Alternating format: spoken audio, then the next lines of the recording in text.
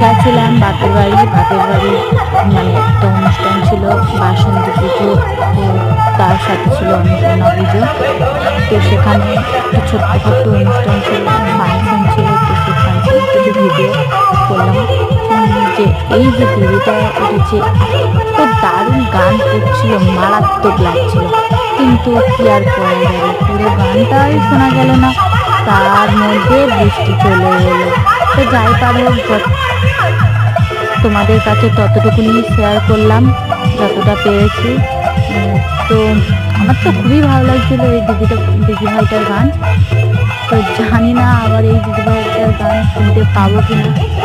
এত এত সিঙ্গার উঠেছে, কারোর গান অতটাও আমার ভালো লাগেনি, কিন্তু এই দিদিভাইয়ের গানটা আমার এতটাই যে ভালো লাগছিল যে আমি ভিডিওটা না করে পারলাম না।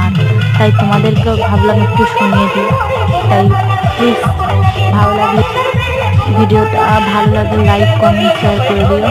টাটা।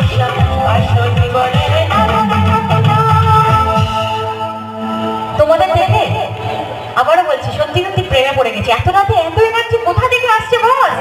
একটু ওদের জন্য জোরদার তালি হোক তো, ওদের জন্য একটু দেখি কতজন তালি দেয়।